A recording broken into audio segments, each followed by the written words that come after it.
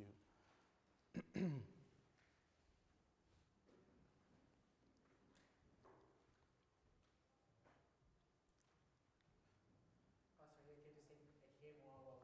Yeah. Oh, he just gave me a thumbs up. Very good. We are on. Thank you. Thank you. All right. So I want to begin by just reviewing with you who I am. And for those that are watching online, my name is Jorge Neketela. I am originally from Angola, as you're going to see shortly. I'm a pastor. But I'm also in the journey to pursuing my master's in divinity, religion, with emphasis in chaplaincy for counseling. I love chaplaincy, and I'll tell you a little bit more how I got into it. But it has been a wonderful journey as I've been learning more about myself, as I've been, having therapies with different people, church members and friends, and just assisting, being able to help people tangibly in their needs, emotional needs, mental needs, and it has been a blessing. I am married to Gleidiane Souza Soares Neketela. We are soon to be a year married, and Gleidiane is from Brazil, and I'm from Angola, as most of you know, all of you know, right? They are both Portuguese countries. Both Portuguese countries. We met through social media, and the story is long, but it has been a good journey thus far, and we believe that it will continue to be. So today we'll be talking about trauma-informed parenting, and I want to give a disclaimer that this is not a seminar to teach you how to parent, because Gleidiane and I have no children. But not just because Gleidiane and I have no children. Even if we would have children, I would still not tell you how to parent your children, because they are your children. This seminar, however, is an awareness seminar about trauma, about events and circumstances that you, as a parent or just as an individual, have perhaps gone through in your life. And if you have children, for you to also be aware of possible traumas that your children have gone through, or maybe are going through, or will go through, and how you can respond to that. So this is the reason for the seminar. And you're going to see the importance for becoming aware and also having an informed care. So we're going to define the terms, but here's just an overview of what we're going to look. We're going to look at ACE study, or Adverse Childhood Experience study. We're also going to look into trauma and understand its effect. We'll also end up talking about what I call TIP, or Trauma-Informed Parenting. And there is hope at the end. There is hope at the end. Let's begin by talking about ACE, or ACEs. How many of you have heard, or maybe studied or read about adverse childhood experience? Anyone have heard? Okay, very good. Yes, thank you. And I hope that by the end of this seminar, to those following online and those here present, we'll all be aware and familiarized with the concept, and also being able to provide safe spaces so that we don't have these adverse experiences being proliferated, right? Now, everything began when I was starting my master's program at Andrews University in 2020. Now, let me back up a little bit. 2018, I went through depression, right? I was depressed, and I was planning to take my own life. And it was a lot going on. Yes, with me individually, and also with my school, but also because something that has been going on since I was a child, on that year, hit me the most. My parents were planning to divorce. And that hit me hard. Being the firstborn, I was like, again, I've grown up hearing this all the time. But God sent people. I believe in the Lord's providence. He sent people, and I was able to be helped. But then 2 years later, I started my master's program at Andrews University, as I said. And there, I had this amazing professor in a marriage seminar class that gave us the assignment to do the family line, a family tree, where you go back 2, 3 generations and see the patterns that have been, ongoing on your generation, on your family. For instance, if they have been divorced, right? Was great-grandfather divorced and great-grandfather divorced? Is your dad divorced? Or if there has been cheating in the family, right? Or if there's been dysfunction in the family. So I went on and started doing that as part of my assignment, and I was, wow. That was my response and reaction to seeing everything that I saw in my family. So I came to learn about adverse childhood experience. What is it? In the mid-1900s, really close to the late 1900s, Dr. Vincent Felitti, he was working with Kaiser Permanente, a large hospital company, and he was the head of the obesity program, weight loss program, I should say. And he had multiple patients coming into the clinic, but most of them were women. And there was a story that he tells of a lady that was really, really overweight and obese. And she came, and she was determined to lose weight and everything. So they helped. Him and his medical team helped her, and she lost weight. But as she began to lose weight, she also began to be insecure, and she left the clinic without leaving a notice. She left. He was worried. He said, what did we do wrong? I thought we got it. We are helping, her achieving what she wanted. Many years ago, he meets with her, and he asked her, hey, why did you leave the clinic? She tells him something that began a series of questions and led to a research. She said, doctor, when I began to lose my weight, I felt like my wall of protection was removed. He was like, wall of protection was removed? What's going on? She said, let me tell you, doctor, when I was young, I was abused by my uncle. My mom and dad were divorced, and my uncle came to live with us, and I was abused, sexually abused by him. And the doctor was like, oh, I'm sorry to hear that, but keep going. He said, so I felt that if I just keep eating, right, things will go away. But as she kept eating, she started gaining weight more and more. The more weight she put on, the least her uncle was impressed to touch her, to do anything to her. Okay? So I want you to start putting yourself in this person's situation, right? So when she became overweight, the abuser said, I don't want to have anything to do with you anymore. You see? So she said, oh, this is my protection so that I don't get abused.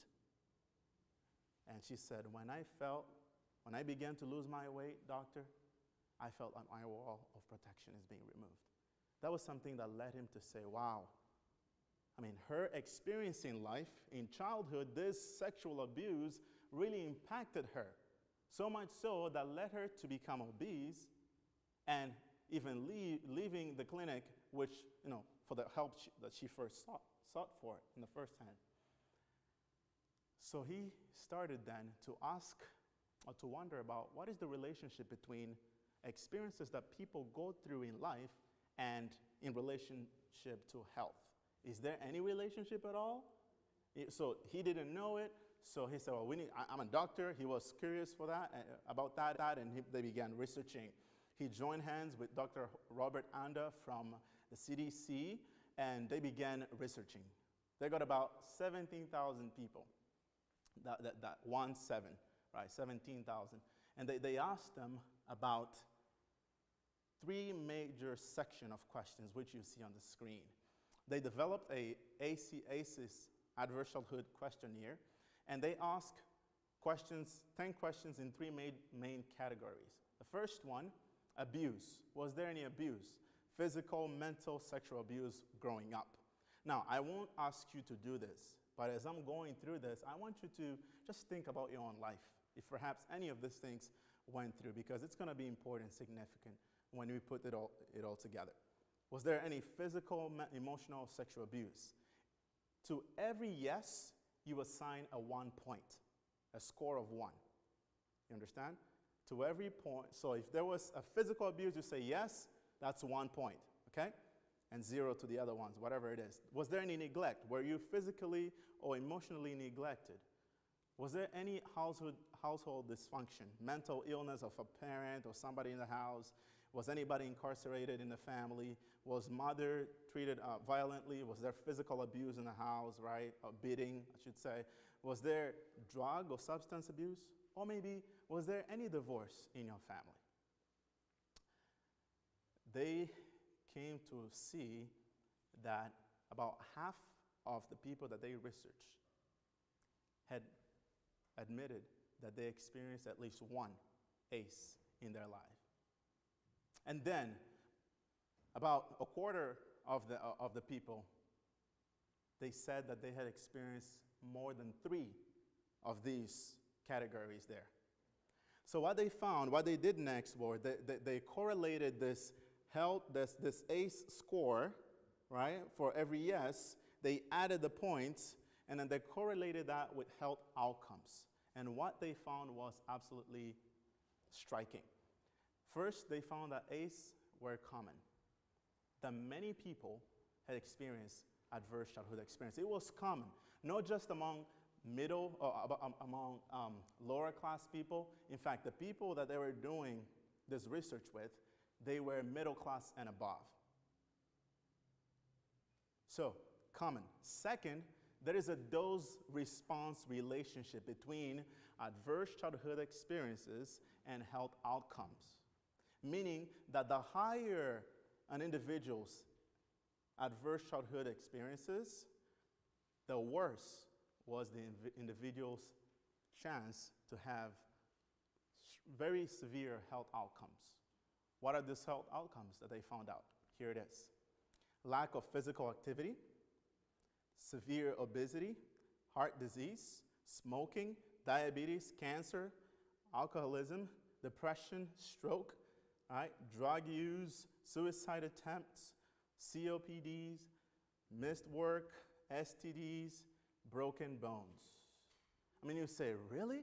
All these things affect, having an abuse in the home or divorce, experiencing all those things affects my life this way? Well, I just told you the story of the young lady in the beginning.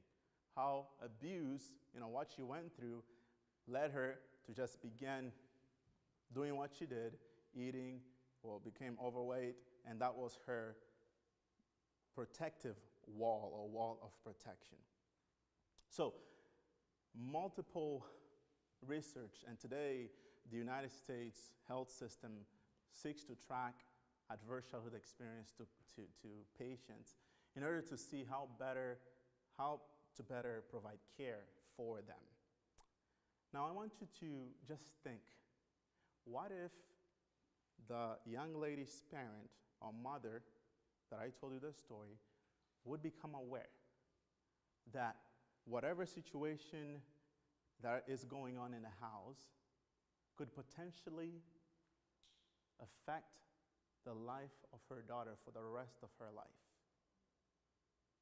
What if parents would become informed today about certain attitudes and certain behaviors and things that happen in the family circle that they can have a negative impact in the behavior health of their children? The result would be amazing because parents now would be informed. They would have the information. They would say, well, in our house, we don't deal this way. We don't do things this way, right? Things that were perhaps overlooked before, they will be taken care more, they'll be looked at into more carefully. And this is the reason for this seminar, to bring this awareness. Now, I want to share with you some recent statistics. On the screen, you have that across the 50 states of the United States, 50% of children experience ACE, and they are acquired by age 3 and above. So by age 3 years old, 50% of the children in the United States have experienced an adverse childhood experience, which includes abuse, neglect, or household dysfunction, sexual emotional abuse, and the neglect and the list that we saw. There is also a behavioral health impact. Children who experience 4 or more ACEs are at least 7 times more likely to self-identify as alcoholics in adulthood than those with no ACE.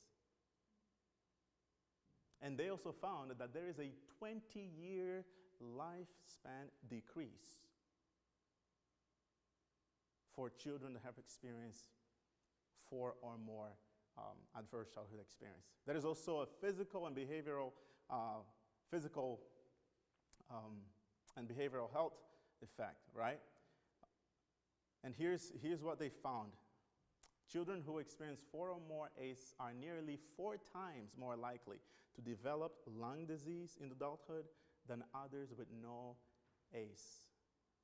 So is this a thing to be concerned, to at least know? In the research, they found that, heart disease, people that have experienced 4 or more ACE experience or adverse childhood experience, their heart disease rates or chances to have heart disease is doubled to have heart disease. Suicide is 12 times more. They have a 12 times risk of committing suicide. So then I started understanding, no wonder that I've always had this low self-esteem, and until 2018, when I reached the point where I wanted to end my life. I began to see that there are things that went or happened in my life that definitely impacted me. But we're going to see that the ACE score is not a destiny setter, per se. It's not telling you, oh, you had 3 ACE, you're going to have diabetes. It's not a prediction. This is estimates. Are we together? So it's not just because somebody went through this that, yeah, I'm going to have diabetes. No, I was aware, I experienced depression, but guess what? I became aware of it, and I started having therapies, right? And to address what I went through so that I cannot experience those things. There's also an educational impact. Children who experience 2 or more adverse childhood experience are nearly 3 times more likely to repeat a grade. There's criminal. Juvenile offenders are 4 times more likely to have experienced 4 or more ACE than others in the CDC Kaiser study. So how does ACE impact our health? By the way, if you have any question, I want you, if you can, just write it down, because we're going to have a question and answer sessions at the end so that you can, we can talk and dialogue. But let's see, how does it impact health, right? Oh, the researchers originally didn't know, but today we know that it is through what we call HPA. That is the hypothalamic pituitary adrenal gland, adrenal axis. This is what gets us activated, right, when we are faced with a mortal threat, okay? If a shooter comes in right here, into the door, in our brains, we're gonna, in our body, we're gonna have the HPA axis being activated because there is a mortal threat, and everybody all of us will be like, oh my, we know what to do. Imagine if you walk into the forest and you see this guy. Okay? What happened? What happened to you? Can somebody tell me what happened to you? You're walking there, taking your natural walk, and you see this bear. What happens to you? Panic, right? And you have heard about fight or flight, right? That's what happened at the moment.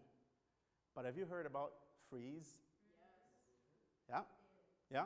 So you either fight or flight, run away, right? Or freeze. There are people that freeze and you don't do anything. And the abuser, the attacker, whatever thing is there, if it is the bear, just comes and do whatever it is, right? But what happened is that your HPA sends signal to your adrenal glands, right, which releases hormones, and it releases adrenaline and cortisol, and your heart begins pumping. What to do? what to do, right? Your heart begins pumping. And then your body, sends blood all over. Your muscles are contracted and the airways are opened up. And you are ready either to fight or to flight or to freeze. But guess what? Your brain is amazing. Because if you see a bear, your brain will make sure that you do not think about fighting the bear. It's there to protect you, okay? You will either freeze or fly, all right? I'll go away, okay? Your amygdala, which is the fear and alert center in the brain, sends also a signal to your prefrontal cortex, which is the cognitive area of your brain, and says, hey, this is not a good idea for you to fight. I mean, look at this thing. You won't be able to fight, okay? So it makes sure that you do this. Now, what I want you to do, this is a stressful situation, yes or no? Right? If you see a bear, right? If you see a bear in the woods, all the system that I just told you gets activated. Now imagine if the bear comes home every day.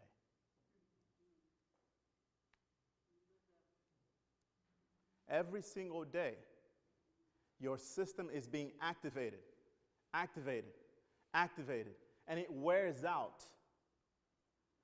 What happens when you use a knife every single time, right? What happens to the knife? Gets dull. So it wears out. So if your system is being activated, every time the garage door opens, oh, bear is coming in. Whoever this bear may be, father, mother, right? To the children now. Think with the children. Their system of stress is being activated, so much so that it's going to become dull and they won't do anything but freeze. Okay? Think of perhaps a young lady who was abused. I'm giving you a scenario here by her father. Every single time daddy or father would come home, the garage door would open. You hear the garage door opening. Ding, ding, goes in. Ding, ding, daddy's coming in. Okay? Her stress response is being activated. But since it happens every day, and the father abuses this young lady, right? Abuses her, molesting or sexual abuse, thinking here, right? It's being activated. Every time she hears the garage door opening, her body is saying, oh, get ready because your abuser is here, okay? Imagine if that's not addressed. She grows up, she gets married, okay? Husband is coming home, and in this home that they just bought, the garage door makes the same noise of the house that she grew up at. Now, parents many times will do things to children and say, oh, she won't remember. He won't remember. Just, discipline him a little harder. She or he may not remember, but the body will remember. So, back to the scenario. Her husband comes home and opens the garage door, and the sound is similar to the house she grew up at. The brain automatically goes back into the copies and all the files in the brain and say, oh no, this is the same situation. Abuser is coming home. So the husband goes into the door and finds the wife agitated because she is in either fight or she's just frozen. And he asks her, what happened to you, honey? I don't know, I'm just agitated. I don't know, right? She can't talk. But it affects her health if it continues just to go like that and not being addressed. But there are positive stresses. So let's talk about stresses a little bit, right? There are positive stresses. What do you think positive stresses are? Anyone? Yes, Grace. Say it again. Wedding, positive stresses, that's correct. Yeah, wedding stress, right? That's true. What else? That's a good stress, positive stress, yeah. Yes, so. Say it again. Earning a degree, okay. Positive stress, yeah. What about yes, Julie? Having family over. Oh my, I need to cook. That's positive stress. Everything, sometimes, yeah. So positive stress are moderate stress, which happen once It's not repeated. Family coming over for holidays and things like that, right? You want to say something, Princess? Say it again. School, yeah, school, that's right, yeah. So it's moderate. You can take it. Like a baby, you have met a newborn baby, right? And sees Uncle Lee coming and baby starts crying. Right? And mommy says, no, it's just Uncle Lee. Everything will be okay, right? And so baby hears, mommy's voice saying, it will be okay, just Uncle Lee here, right? And so the baby stops crying. And now she can look, or he can look at Uncle Lee and say, oh yeah, it's just Uncle Lee, right? Nothing bad. So mother works as a buffer to help that baby not to keep crying, to understand that this is something normal. And that helps the baby to have, the developmental stages being well developed instead of being abused or overly activated, I should say. So that's a normal, regular stress, a moderate stress. What about tolerable stress? So positive are moderate stresses. What about tolerable stress? Stress responses. Getting up early for work, yeah, every single day. Yeah, it could be, yeah, definitely. Yeah, it's tolerable, so you tolerate it, yeah. That's right. Any other idea? Traffic, okay, yeah. What about if you get into a car accident? Yeah. So that's not moderate stress. I mean, usually you're going, in a highway, so it's boom. Your heart is also pumping and beating fast, and blood is going all over, right? So that's tolerable in the sense that it happened once here, right? But it occurs over a limited time period. And that allows for a brain to recover, its responsive potential. So it's temporary. It's tolerable. It's not, it can happen. You can have 2 car accidents, but if you have a car accident every single day, it becomes toxic. Okay? Becomes toxic. So back to the story of the father, the abusive father coming home every single day, which is an abuser to the young lady at home, the daughter. The stress response becomes activated every single day, so it becomes toxic. Toxic stress. There's a strong, frequent, prolonged activation of the body stress management system. Stressful events that are chronic, actually, and uncontrollable for the individual. So let's understand trauma and its effect, because we are beginning to see now how adverse childhood experiences affect us, when we understand our biology through the stress response. And when we understand trauma and its effect, we just saw here that our stress response system becomes dull or overly activated. Trauma is the result of events or a series of events and circumstances that happen over and over and over and over again. And this can be physical, emotional, mental, and even spiritual. And they are harmful and threatening to the person. And it affects the person's physical, social, emotional, spiritual well-being, because it happens every single day. So back to the story of the lady that was losing weight in the beginning. Sometimes we may approach somebody and say, oh, you may not even approach, sorry. We may say, man, look at that person.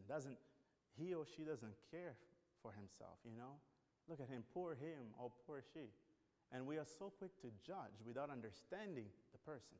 You don't know what that person went through that made him or her become careless in our eyes. Okay?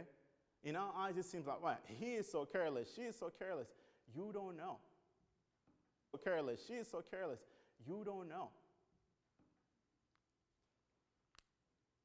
Imagine a children that was abused constantly when growing up, okay? He or she develops a mechanism of not trusting adults. Erik Erikson speaks about the developmental stages of a children. From infant to 1-year-old, a children's strength, the developmental stage is for trust. So if there is divorce or abuse during that period of time, the other side, the opposite of that during that stage of life is distrust. As a consequence, the children, is quick to respond. No, I won't do that, Auntie Julie. No, I won't do it. And like, man, these children, what's wrong with you? Okay? That's the mechanism of defense. And in order for you to break that, you need to go back and make yourself to be trustworthy so that that children can listen to you. And that's not your fault. It's just because the children went through traumatic and toxic experiences. Look at the screen with me if you can. This is a PET scan of 2 brains. On the left, you have the healthy brain, which is just a scan of the brain of a regular 3 years old here, right? And on the other side, you have the abused brain. What do you see there? You have those circles there. Can somebody tell me what that means? Their brain's not as active. Is not, yes, it's not active. And those circles that you see there, those, we don't see electric signals going in those part of the brain, the frontal side of the brain. Because the abused brain, if you read the description, it is a brain of a children who was in a orphanage, right? And went through extreme challenge in a life. But here's what I want you to know. Just because kids are growing up in what we consider adverse circumstances, it does not mean that they can't succeed. Parents and other caregivers who are supportive have a lot of power to be buffers of building the skills and capabilities of all caregivers and building the skills and capabilities of all caregivers is a big deal. Ensuring that they have the skills they need to provide a stable, responsive environment for the children, okay? So how do we then have a trauma-informed care? I love what this writer says, Ellen White, a favorite writer of mine, says, success in any line demands a definite aim. So what's the aim in trauma-informed parenting? The aim is healing.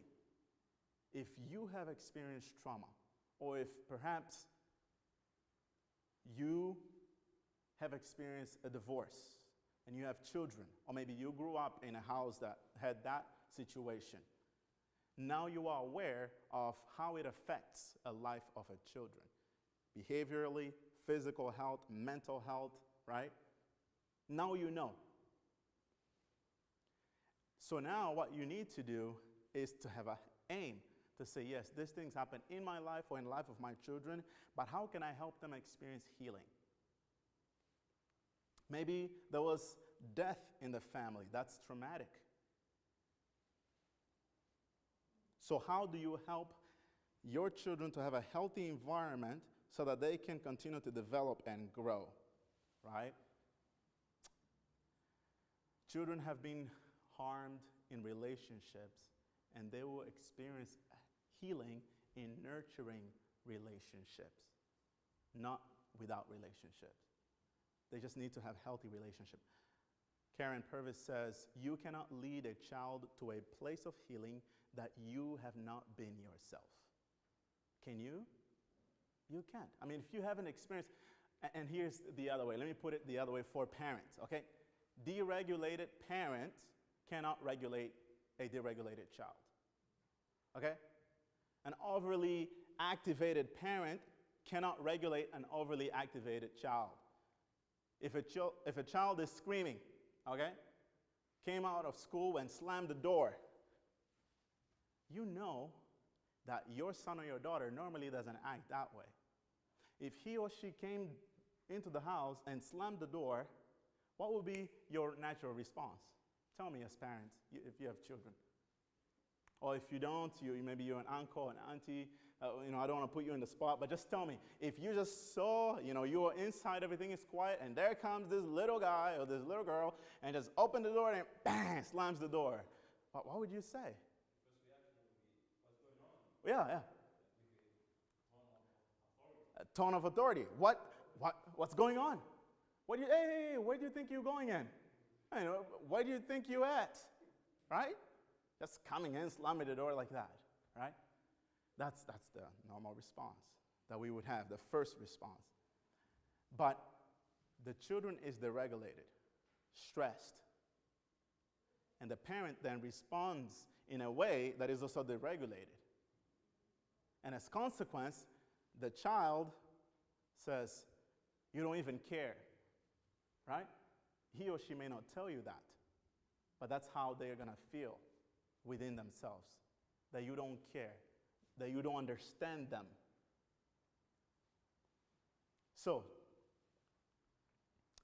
we are to help heal the wounds and not inflict wounds on children. And many of us have been wounded in the homes that we grew up at. But the cycle can end today. It can end now.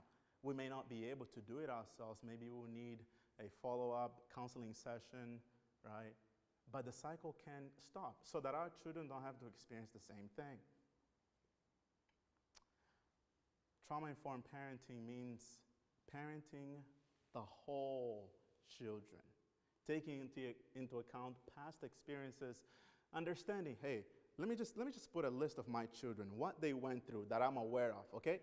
Let's say they went through a loss of a family member, they went through divorce, they went through, seeing abuse in the house. I mean, you put the list together, you're going to begin to say, and then you put together what we just learned today, there's going to be an impact in the educational life of that children, in the health and behavioral life of that children. But as parent, as a father, as a mother, as an uncle, as a family member or caregiver, you can be a buffer to help heal those wounds. But you will have to start gaining trust of their children, of the children. Listen to this. Neither infants, children, or youth should hear an impatient word from father, mother, or any member of the household.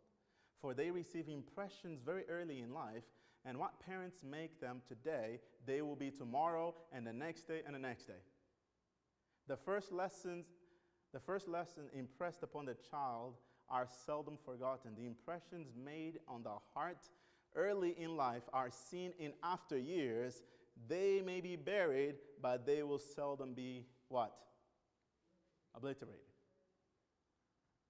They may not remember, the body will remember. Now, this was written in the 1800s.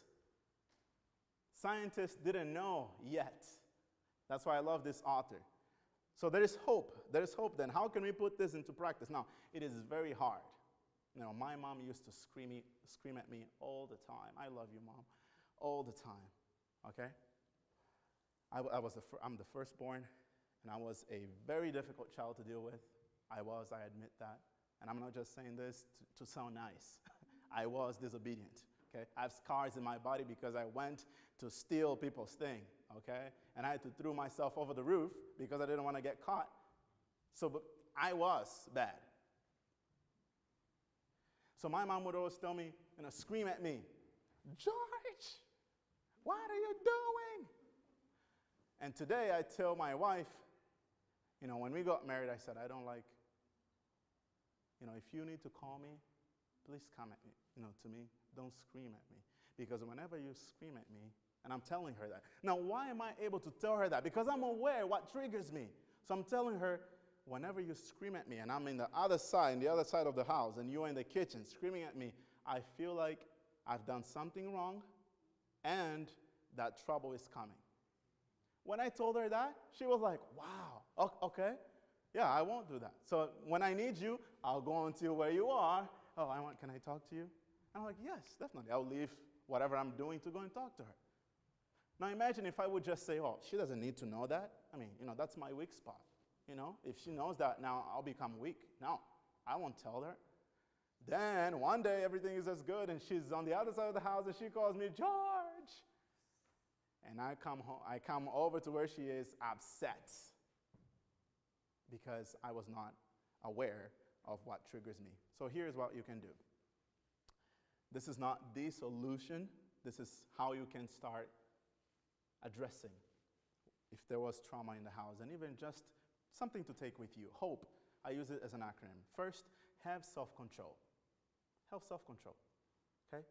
If something triggers you and you know it, then have self-control. Say, oh, I know why I'm getting agitated now, because this thing triggers me. Oh, I know that my children did this. Sometimes children will remind you who you were, who you used to be. I know I did that to my parents. Yeah. You're just like me. Okay, sorry. Children will remind you who you used to be. If you used to lie when you were younger, I did. I hope if we have children, no, please. But I did, right? They're going to say, I'm like, man, I used to lie like that. I know. I see you, little guy, man. That's me. I see me. So have self-control. And then show empathy. Offer empathy. Empathy, when they slam the door, he's not saying, where do you think you're coming in? It's like going to him or her and say, is everything okay? In a nice tone. Not, is everything okay? No, is everything okay? What's wrong with you, right? No, is everything okay? And then they say, Mom, please leave me. I want to be by myself. Okay, sure. I'll talk to you later. Let them be. But let's say they came, slammed the door, and left the backpack in the floor and went to their room. Here's what I want you to do. I would suggest, because you don't want to just offer empathy and create anarchy in the house. Because you are the parent at the end of the day, okay? So you want to show some order. So you can show empathy, provide regulation, which is, okay, yeah, you're upset, but you're seeing the bag there. You don't tell her that, okay, I'll let you be, so that she can regulate. And if you can help her with anything, you can offer that. But say, okay, I'll let you be. But you need to do one last thing. You need to educate with new or better skill. So don't take that backpack from the floor. Let him or her go through what he or she is going through, then go and check on her a couple of minutes and say, hey, how are you doing now? Is everything okay? Yeah, I'm okay. So I suppose, or you can say, I think it has been a very stressful situation that you went through, I hope everything's okay with you. Whenever you feel better, can you please go and pick up your backpack, which you left in the entrance door? Thank you. Okay, ma'am. Now, here's what it does to the brain of the children, okay? It's like, wow, Mom, okay. But the first time they may not tell you, because maybe it has been, when I told my mom, she said, I'm different now. I don't do this with your siblings, what I did to you. Say, why you changed only when I grew up? Why didn't you change when I was born? She did psychology only when I was older, right? So she learned and everything. And I said, oh no. But, these are just things that I want you to take home as a hope to help you address those things. But remember, children are capturing every single thing they see from you, and they'll just start to reflect that, right? Be trauma-informed. Understand that they have gone through things, but also understand that you have gone through things. Don't ignore things that you have gone through, because they're going to come out on your response and your behavior. So seek to address that. That's why I'm doing my master's in divinity with emphasis in chaplaincy for counseling, and I believe in Christian counseling. If there is something that has gone on in your life or in the life of your children, I counsel you, I advise you, if you can find professional help to address those things, to find, just to give you to follow up with you and help you on that. And if you'd like to talk as a friend and just have a conversation with me, I would be more than willing and open to do that, right? I want to give some suggestive reading for you on the screen. And is there any questions? Yes, let's start with, uh-huh. That when you got married, you asked your wife to please not scream. Mhm. How did you know that that was a trigger? Had you been through counseling? Yeah. How did you know? Yeah, that's a great question. That was my question. How do you know what the trigger is if you don't know what the trigger is? Correct. Yeah, no, that's a phenomenal question. Thank you. I went through counseling in 2020 so I had depression in 2018 where I was planning to kill myself, and then help was provided for me because I wasn't eating and things like that, and somebody went to my room and checked me out and found me laying in bed, right? But I only did counseling 2 years after, which was 2020, when I did my family tree assignment for my marriage in class, and I realized that I learned about adverse childhood experiences and how it impacts the life of a children. And I knew that I went through, multiple adverse childhood experiences in my life, in my family, and I wanted to seek counseling and just talk. And I talked to one of the professors at Andrews, who they have a ministry, and they counsel me for free. I had a couple of sessions, and I felt, as I started talking, I started becoming more aware of things, why I do things that I do. When I do things, I want to always be I'm an overachiever, all right, and perfectionist. And I learned that it is because growing up, that's how I needed to be. That's what was expected of me. Okay? Is it bad necessarily to be, overachiever? No, if it is well regulated, right? But if it is not, then it becomes a problem. When you want everybody to be like you and things like that, that's the problem that I had. So with me and my wife, it actually happened that I became stressed. She screamed at me, she called me, screaming, and I was upset because of what happened. So I saw, I don't want to be upset. She doesn't know that I'm upset, but I realized that did something to me. And since I'm studying to be a counselor, I just apply, what I counsel others on myself, and I say, this is a trigger. And so I talked to her nicely, and she understood nicely as well. Yeah. And she also told me things that, she also had counseling sessions that she had, and she also learned of things that trigger her.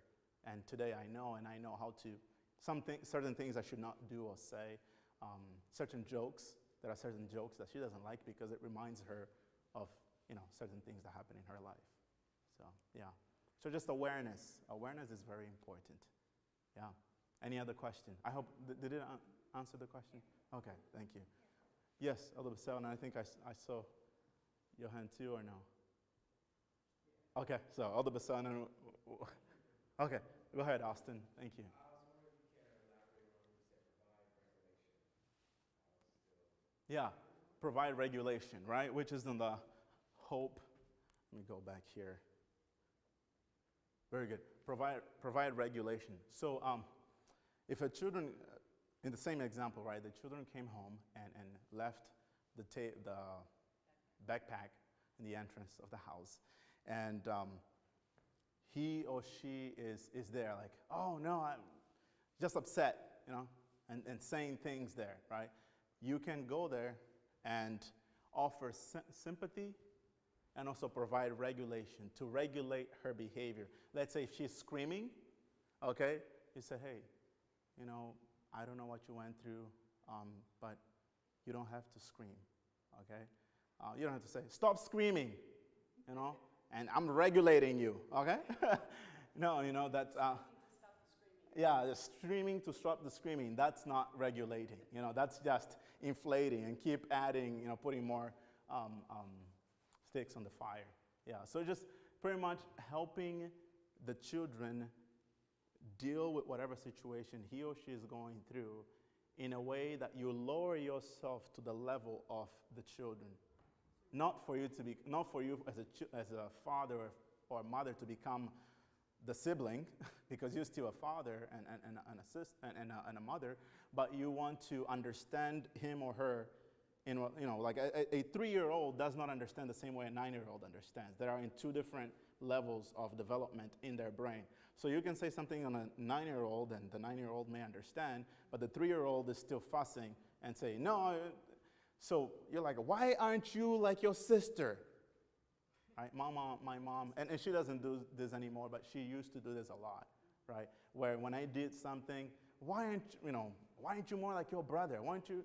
And that brings enmity between siblings, So that's not regulation. That's just inflating and creating wounds, which created in us, which we were able to resolve. But you want to just accompany the children and assist him or her in healthy ways to regulate whatever he or she is going through. Each situation is a situation. Yeah. So is providing regulation like modeling behavior you want to see Correct. from them? So Yeah, if they're yeah. screaming at you and they're all red-faced and they're so upset. And you're like, okay, I get it. Yeah. So let's bring it down a few notches. Yeah, yeah, And we can breathe through this a little bit. right. You know, And we talk. And when you calm down, we can have a snack, maybe have a little chat. yeah. Don't forget the backpack. Thank you, ma'am. I won't forget. That's it. That's it. Yeah, yeah. Yes, Olabasal. So how important is open communication? Because the example that you shared about your wife, Mm-hmm. if you did not communicate with her, Yeah, she would have never known. yeah. And then now I'm experiencing certain things that with my adult children Mm-hmm. that and I said, oh, I didn't know. Yeah. For instance, I have a 23-year-old Mm-hmm. man living at home. Mm. So this is my son who was Mm-hmm. a baby, and then I have to adjust. But what I'm trying my best to do is to communicate, and Yeah. for him also to communicate with him, because Mhm. there are things that you cannot just know if the person doesn't communicate with you. So how important open communication is Mm. so relationship. Yeah, yeah. That's so important that I want to pull up a list. Let me see here, just to help on that as well. And by the way, he's 23 years old. I don't want him to leave. Right, right. I don't want to be alone in the house. Uh-huh, uh-huh. I would love for him to stay as long as possible. Mm-hmm. But at the same time, also, transition is very difficult as an Yeah, adult. yeah. I'm the father, and how do we? Right, right. I think I have it here, but I was looking for a list, and I'll pull it up, for a list of developmental stages. So that's a great question. For a young adult, which is from 18 to 35 years old, and I'll pull it up so that I'll stand corrected on that. Their area of development is, what's the word? Isolation. Okay, isolation is something that, like, 18 years old is like, I'll do me. Please, nobody bothers me. This is my life. Okay.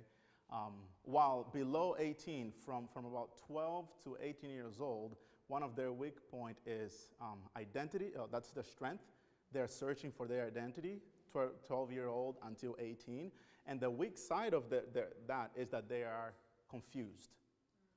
So today you have people, teens from 12 to 18 that are confused about their identity and gender identity and so on and so forth. And they have like, oh, I think I'm this and I'm that. And if a parent does not understand, about 18 years old is the stage where they're searching for identity. That needs to, yeah, sorry. yeah, I actually wanted to do a series on this because that's important. So for a 23-year-old is in that bracket. of 18 until 35, right? Isolation is one of their traits of character, right? So one of the things that, as a parent, I'm thinking, I would suggest putting, since I'm also within that bracket of age there, is definitely having open communication, but in the sense where you show empathy again. So you can have open communication and say, hey, this is, you don't come into the house by 10, okay? You don't do this by this time. This is open communication, but without me understanding, I'm just giving you what to do, what to do, what to do, what to do. And so the more I do this, just unloading the information on what, a to-do list, the more the isolation or isolating tendency in that young adult's life becomes strengthened. Oh yeah, it's just a to-do list. Okay, so okay, yes, Dad, I'll do what you say. Yes, Mom, I'll do what you say. So we just need to counteract that by still having open communication with showing empathy. For instance, hey, how's everything going? Hope you're doing well, and asking him or her about how's the day going, and then say, hey, I'm thinking about about you. When you come home like around 10 or 11, I can't sleep because I'm still thinking about you, like where you are and so on and so forth. I don't want to, I don't want to be worried about where you're at. So if you come late, you mind just texting me? And I would appreciate if you could be home, since I go to bed by 10:30, if you could be home by 10, that would just help me to go to bed with more peace, more peaceful without worry. I don't know if that's, would that be okay with you? Do you need any, is work taking longer for you to come home? So you're having open conversation, but you're also acknowledging that the reason why you don't want him to come at 11 o'clock is because you worry as the father. You care about him. So you want to tell him that, I care about you. So when I'm telling you I care about you, then it does not trigger my isolating stage, per se. Because I know, hey, he's not trying to step on my toe. Daddy really cares for me, and thank you, Dad, appreciate that, and I'll do my best. I came home one day, I came home at 11, and my dad locked me out of the house. Okay? Locked me out of the house. He was upset. He spoke to me a couple of times, don't come home after 9:30, and I had a singing group at church. I was coming from church. Okay, so yeah. So I was coming from church practice. I had a quartet. I love to sing, and it's with teens and just staying there, enjoying. And I came home, I believe, 10:30 or so. He was upset. He locked it. I had the key of the house, of course, but from inside you can lock. So he locked. So I couldn't open it, and I had to call my sister, but he was awake inside the house. I called my sister and said, hey, you mind coming to open the house? He said, don't open the door for him. Okay? So I stayed out there. I just started praying. I started praying, and I stayed in the gate. I don't know how long I stayed. I don't remember, but he came and opened the gate, and he was upset. I remember. He just opened the door and let me in. But if he would have just tell me, George, when you come late, I'm worrying about you, where you at, because the streets are dangerous and so on. Yeah, he did this later, but I'm. Did you inform him though? Did you tell him that you'd be late for practice? Did you let him know, knowing that you've had these conversations prior? Yeah, that's correct. So I communicated that to him a couple of times. I told him my choir practice, because we had a choir practice, but he didn't want me to come on that time, and I came on that time. Even though I communicated it to him, right, he did not agree with me coming late. So even though I talked to him, he felt like I was still disobeying him because I came late. I tried to come early, but I ended up coming late. So he didn't give me, he gave me a second chance to talk to him later, but yeah. Sure, I don't think. But there are times, and I see where you're coming from, but there are times that he was upset at me, but it was my fault. I didn't communicate it to him. Yeah, I don't agree with his approach though, but I think it's a human approach. Yeah, the yeah, African yeah. approach, especially Yeah. African parents. Correct. Whereby if you're not saying that you're listening to them or Yeah. obeying what they're telling you, you're taking away from them Correct. the respect that Yes. is due them. Yeah. So he's got no options left. Yes. He can't do anything Yeah. else apart from locking you out. I don't agree with that, Yeah. but I think that's why communication is very important. Yeah. Humility, having the mind of Christ is very, very important. Yeah. I think it's a growing process for all of us. Yeah, yeah. And I apologized to him later because I understood him from the same perspective because he felt like I was disrespecting him, and he's correct, right? And I apologized to him, and he apologized to me as well. And we're good friends.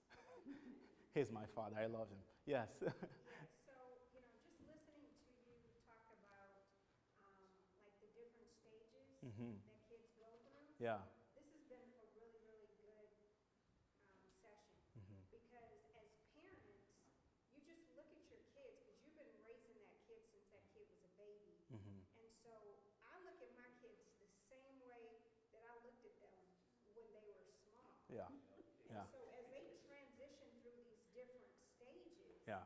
and when you don't have the education to know, you know, the different phases that they go through, Mhm. you know, it's really hard because you're still trying to deal with the kids the same way you've always dealt Yeah. with them, Yeah. you know, since they were small. Mhm. So just understanding more about these different stages, Mhm. and I mean, just thinking about what you said at 18, Yeah. isolation, and I'm just thinking about how my kids are acting, and you're talking about these different stages that they go through, and Mhm. these are stages.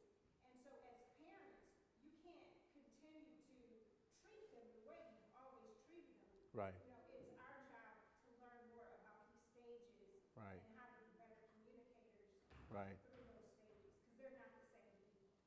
True. That's true. And I'm going to put it up here. I just found it. Come on. Sometimes as parents, we are being overprotective and they look at it as being disrespectful to them. Right. But you still see that young child that Control, you yeah, are just trying to overprotective, control, yeah. forgetting that they have adults. Okay. Yeah. So, and I like what you said, Stefani, because somebody said this: to give a simple answer to a complex question is wrong. Parenting is complex. It is ever changing. You as a parent, I'm sure you're changing. Your children's also changing. So there is not a formula to say, oh, you know, this is how you should do. Because at every stage, you also, you know, seeing the developmental stages, and you as a parent, you're also developing, and those things need to be addressed correctively. That's why I would not dare give a specific question to like, oh, how to parent. And that's what I tried to make clear in the beginning. So I'm taking a class called Death, Dying in Contemporary Society. I need to write my obituary, by the way. That's something, that's counseling. But here's the thing. When you look in the screen, this is the Erik Erikson 8-stage of psychological development, and it is on the screen. And I saw it in that class because this also affects how a children or a person views death and grief, okay? So let me see if I can zoom in a little bit more, and I'll scroll down so that everybody can see correctly. But so trust is the strong side from infancy 0 to 1, and mistrust is, you know, the opposite side. And then autonomy is from, you know, 1-year-old to about 3-year-old. They want to do things by themselves. Yeah, mommy, I can do it. Let me fix it, okay? But then shame and doubt is their weak side in the developmental stage. And then you have 3 to 5-year-old, their initiative. You know, they want to help mommy cook. You know, they go, I can do it, mom. Yes, I can clean it, and I can do that. But guilt is their weak point in that developmental stage, in that area, and in that age bracket. And then 6 to 11-year-old is industrials, right? They want to make stuff, they want to build things for themselves, but then the sense of inferiority is their weak side. 12 to 18, as I said, is identity, the strength, you know, what they're seeking, where they're seeking to develop. Confusion is their weak point. And then 18 to 40, I said 35, but it's 40, is intimacy and isolation. So intimacy is their strength. That's the side of them that needs to be developed, the side of them that needs to be fed, also, if I could put in those terms.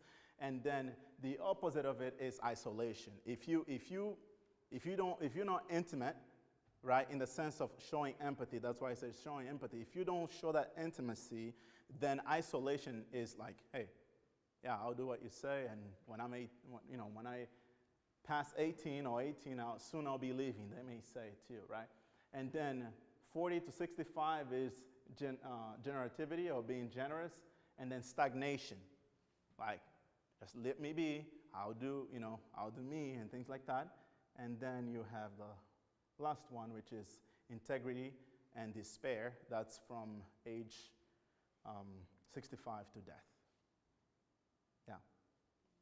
I hope that's helpful. I could break it down and explain more. As Sister Wendy said, it's another session. It will be another session. Yeah. Any other question or comment? I think it's an excellent presentation, Pastor, and what I've learned from this is when in the early years, what's important is for parents. Parents' interaction. Knowing that whatever you're going through as a parent, that may reflect negatively on what is happening in your household, might have a lifelong impact on your son, on your daughter as they grow. And if you're living, number two, if you're living with more elderly kids, it's important to communicate, have at least a grading of how they are feeling, and their sense of approach towards things, and guide them through that, than just kind of like having it my way. Yeah. Thank you. Yeah, totally. Yeah. Any other question or comment? If not, we've come to the end of our session, and thank you so much for coming. And I look forward to having another session where we can come together. You can invite friends so that we can continue to grow together as well. If perhaps you have experienced loss in your family, and there needs to be a grief counseling or intervention on that, we are going to start a grief share session here from April 1st to May 6th, I believe, and you can get that as well. I'm open to have open conversation or just a visitation for counseling and therapy, and that's whatever we do it, and I've done it with a couple of church members, not from here. It's private. Whatever we talk stays there, and it does not go anywhere. I do not mix things. I won't tell you, oh, you're my member or something like that. That's a different thing, I'm being trained for that, and I hope to use whatever I'm learning to help people mentally, emotionally, and when I need to use my spiritual training, I also do, definitely. But in any way, whatever I'm doing, anything, I still have my spiritual training as my foundation, where I'm coming from. Yeah. I have a question for you, Pastor. Yes. You talked about adverse childhood events or experiences. What about people who've already grown up? Yeah. And they've already had all that, package. Yeah. And, you gave an example of yourself. What about others in the church who are still dealing with those triggers that go way, way back, from their childhood? Thank you. How do you encourage them? How do you, ask them to approach things, go about things? Yeah, that's a good question. And I probably I forgot to mention that the research that was done, the first ACEs, Adverse Childhood Experience study that was done by Dr.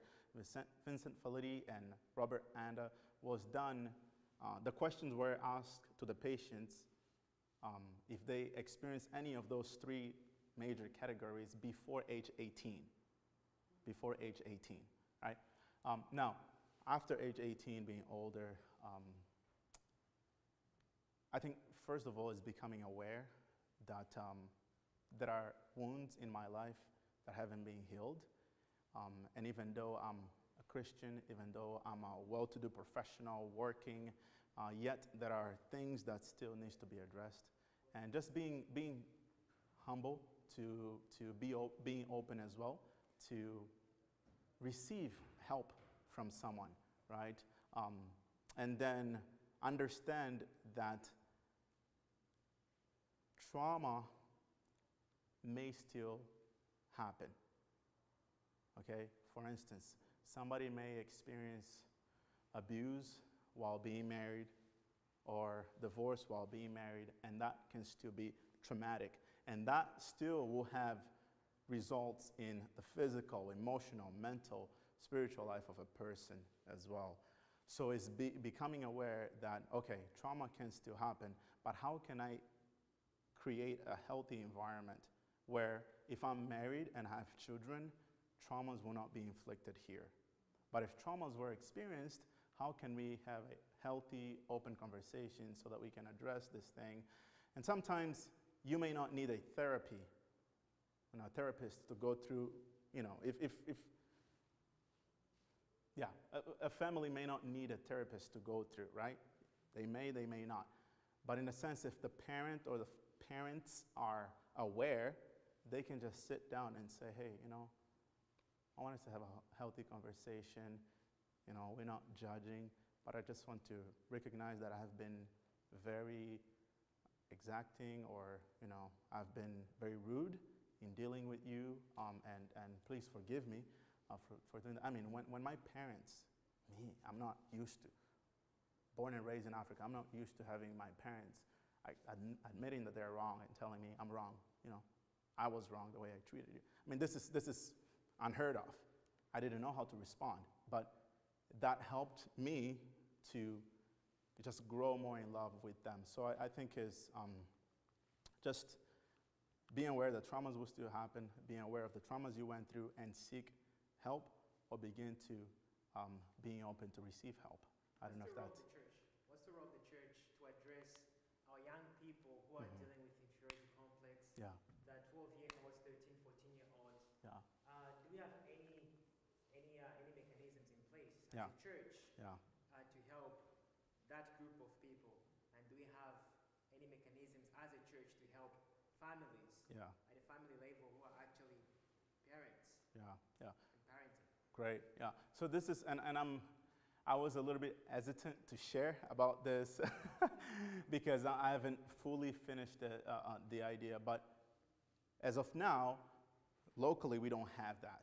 All right, locally we don't have that. But my goal and desire is to have parent small groups, and also having young small group for children, for youth, where we'll be as parents going through a book that may help into the parenting and talk and things like that, and just grow from that, and working with the youth in the same way. But as of now, we don't have anything. This is just an idea that I have individually, but so far we don't have that, but I see it as a need. I see it as a need. In Farmington, I see it as a need too, but even more in Cherry Hill, as I work more closely with people there in this mental health side of things, and but my goal is to have it both. I've seen here, I just haven't addressed it more in a more personal level. But yeah, yes. How often do you plan on doing that? Because I think this is a very useful Yeah. seminar for the church. Because the reason I'm saying that, as parents, we have a tendency of being like your father. Mm-hmm. I came from a very strict Christian home, Mm-hmm. but time evolves. So you try to apply certain things consciously, and sometimes unconsciously. You try to apply things that the way you were raised, you try to pass it on the Right. same way, Mm-hmm. and can be perceived completely wrong from your children. Yeah. So now I'm glad to hear that with a good Christian foundation, Mm-hmm. how can we have more of these, Mm-hmm. for parents and also for children? Yeah. For me, it is already, I already had my conversation with my kids and Okay. realized so many things that I did, Yeah. and the way I communicated with them Mm-hmm. that they did not appreciate. Yeah. for a parent to say, I can't yeah, imagine. I'm so sorry, I didn't work, you know? Mm. So, you know, because you thought you were doing the right thing. Yeah. And that's the way Yeah. you were raised. Yeah. So, but for parents that have younger children, I think that would be very useful. Yeah. Yeah. Yeah. Coming from a minister, Mhm. and then also being a counselor. Yeah. So this is not like you bringing a worldly thing, Right. but you are still based on Yeah. Christian foundation. Right. Because you are, when you're going through things, Mm-hmm. and even if you want to talk to somebody, it's like, you know, you're really careful about who you Yeah. talk to because Yeah. you do. You want them to have a Christian, you know, background Right. and Yeah. you know, the Yeah. values are, you know, kind of aligned with your values. Right. Right. And that's why I think I had a slide in the back about my recommendation is for Christian counseling. I think I had a slide. Yeah. Christian counseling. That's what I recommend. Just because of the framework and how it is brought up. You know, if you just have regular counseling, it is very centered on self and, oh, you do it, you can do it. But the reality is you need help. You know, you cannot do it. You know, I cannot just tell you good things to soothe your mind that will not, you know, is helping you be aware, but also giving you resources to help you, providing steps that one can take. So the question, if I understood it really well, I don't know if you have a question or a suggestion, is how often we can have the seminar or this seminar or having what the groups. How often do you plan on having The the seminar? seminar. That's a good question. The honest answer is, I don't know. Yeah, that's the honest answer. But Are you considering having other seminars? I'm considering having.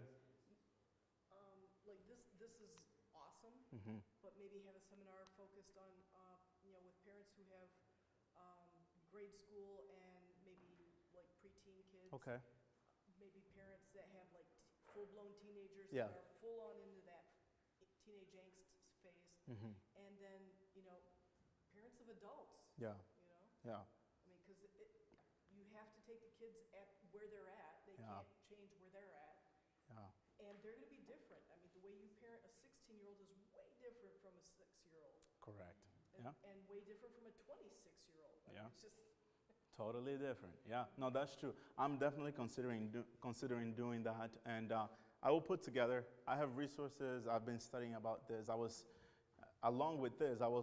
The presentation, in addition to everything, that give yourself as an example for what you went through, and to see you there, we have known you for quite some time. Speaking for myself, I can never imagine that you have that background. Mhm. But seeing you and having dealt with you, I Yeah. wouldn't imagine that that's what you went through. And it helps it helps a lot if somebody's going through something that to see someone who has gone through what they've Mhm. gone through and they took the initiative to change and Yeah. learn more about themselves, to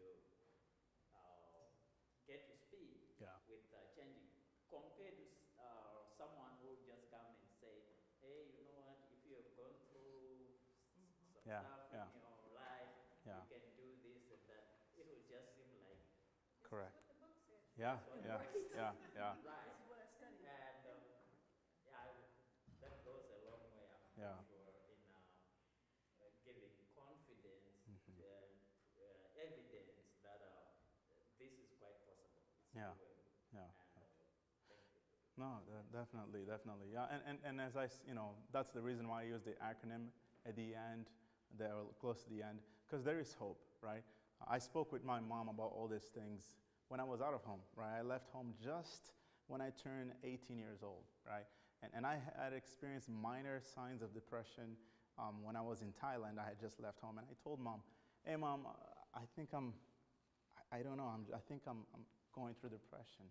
My mom is a very funny African woman, told me, oh, you're not depressed, you just need a little beating, you'll be fine, right? So that's that's my mom, right? But later on, I think a couple of days later, she called me and said, hey, what you told me a couple of days ago, like, are you really? Like, really? So that's who she is. That's just very normal. But yeah, I hope to have more seminars of this. At the end of my first semester in the seminar, after learning about adverse childhood experience, I developed a trauma-informed ministry for pastors, and I used the same acronym, ACE, and instead of standing for adverse childhood experience, it stands for adverse churchhood experience, because there is trauma that happens in the church too, where people inflict trauma. And you've heard of people say, I don't go to that church anymore because of how so-and-so is. All right, that's traumatic experience that happened in the church. So I wrote that one, and I don't know where my paper is, but I still have the ideas. But yeah, so I hope to have these seminars. But the whole idea, as I said, success in any line demands a definite aim. The aim here in the home, personally, family, in the church, is to provide a place where wounds are being healed and not being inflicted. A healthy environment where we can talk, we can share, and we can just grow together without judgment, and without any preconceived idea about each other. But taking time to say, hey, Sister Candace, how are you, And really desiring to know how she is, and not just, how are you? Yeah, I'm doing well, Pastor. Oh, nice to know, that's very good. I'm praying for you, Yeah, it's nice, but sometimes we do it so quickly that maybe when you ask the person was about to tell you really how he or she was, but since you were so quick, you're like, yeah, they don't care. Look at him. He doesn't even care. He asked me how I'm doing, and it's going. So I've committed much of this mistake, but I try to be informed of that and be careful. When I ask, hey, Brother Frank, how are you doing? Stand there, because if you asked, wait for the answer and interact, all right? So thank you. I hope that doesn't lead you to not ask. Please ask. All right. I don't know if anybody has any questions. I appreciate your questions. Made me think, and I got my homework as well. I'm going to work on my end. And please talk to me whenever you can. Give me a call, just talk and share any ideas. I would appreciate doing that with you. Looking forward to our future meetings together. We have some light refreshments downstairs. It has been prepared with much love and care. So if you can, I would appreciate if you could go and just at least grab a little strawberry or fruit, and that would be wonderful, okay? Thank you. If you can, let me just pray with you before we go. Let's pray. Precious Heavenly Father, Lord, it is not your desire for us to have adverse experiences,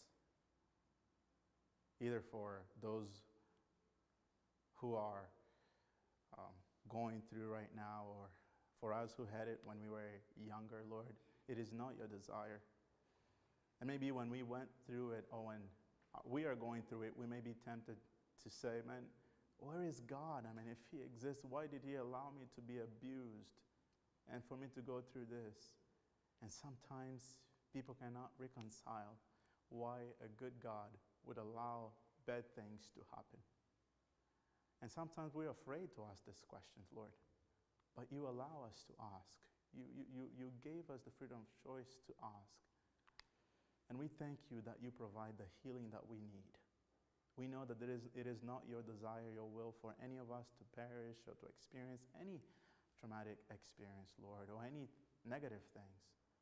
So as we leave this place aware and reminded of experiences and trait of characters that are passed down from children to children, generation to generation, as we were reminded and also learn on how we can be agents of healing and not inflictors of wounds, give us your power, Lord, so that we can provide a safe space in our relationships, in our families, here in the church and wherever we go, that we will be the ministry, we'll be having and doing the ministry of healing in the true sense of the word.